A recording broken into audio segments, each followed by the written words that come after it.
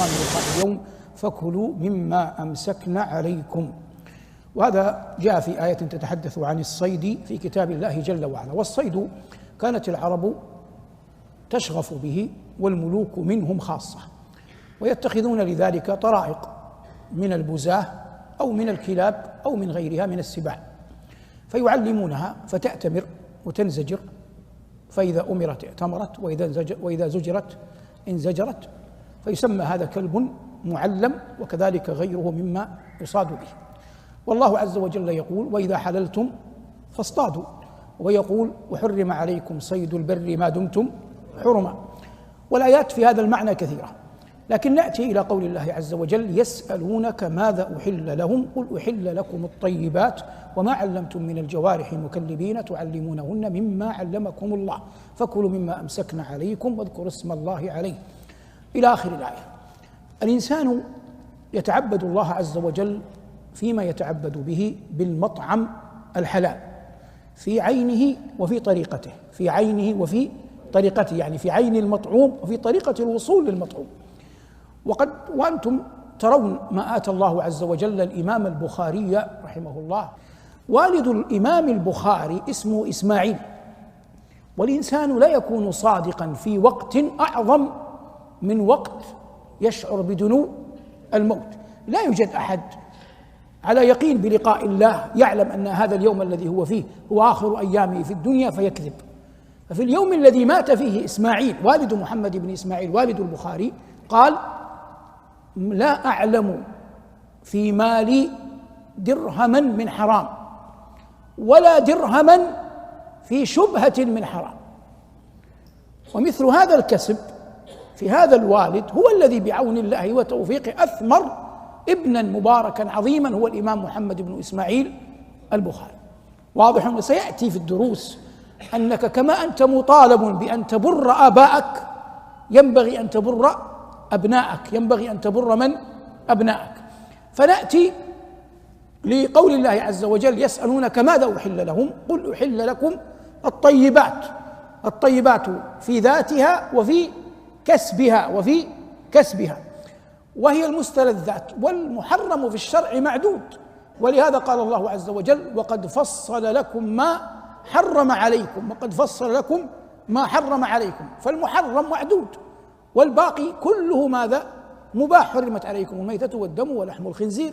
والله عز وجل يقول هذا ويقول بعدها في آيات أخرى: وقد فصل لكم ما حرم عليكم. هنا يقول: يسألونك أي يا محمد ماذا أحل لهم قل أحل لكم الطيبات وما علمتم.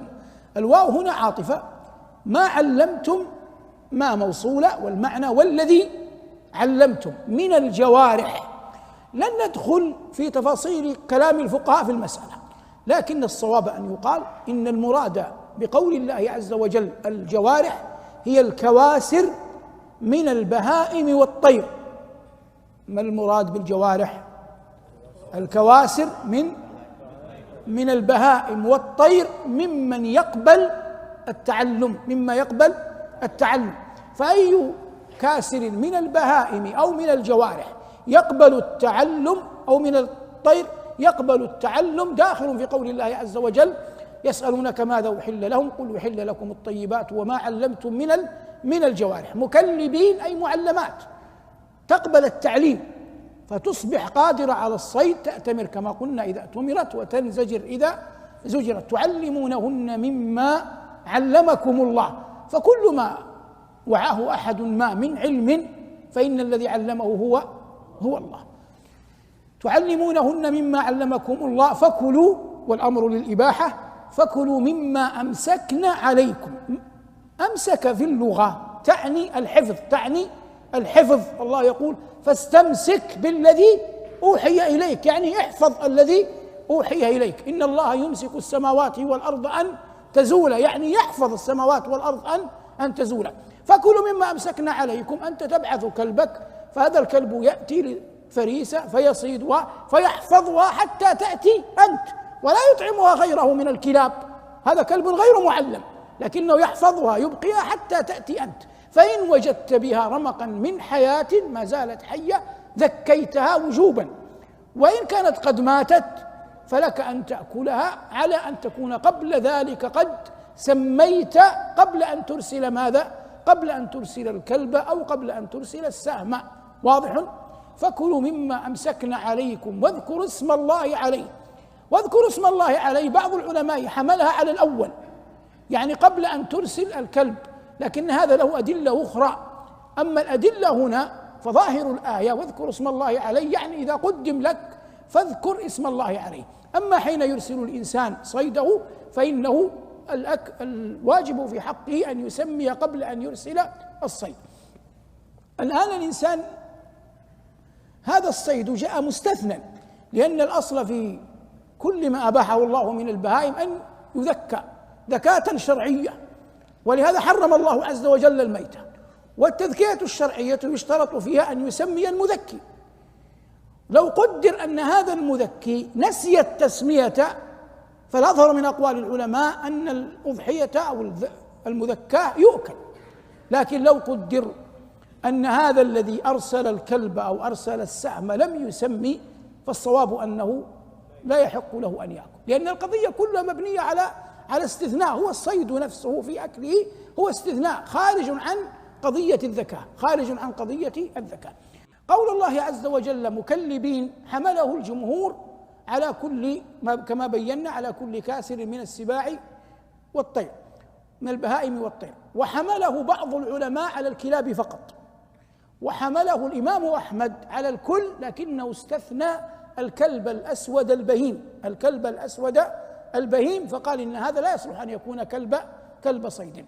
والجمهور على أن كل كلب وكل طير كل سبع يقبل أن يعلم يصبح كلب صيد لعموم الآية. فكلوا مما أمسكن عليكم واذكروا اسم الله عليه. هذا الصيد ينقسم إلى قسمين: صيد بر وصيد بحر. في صيد البحر لا نحتاج إلى هذا كله، لا نحتاج إلى هذا كله.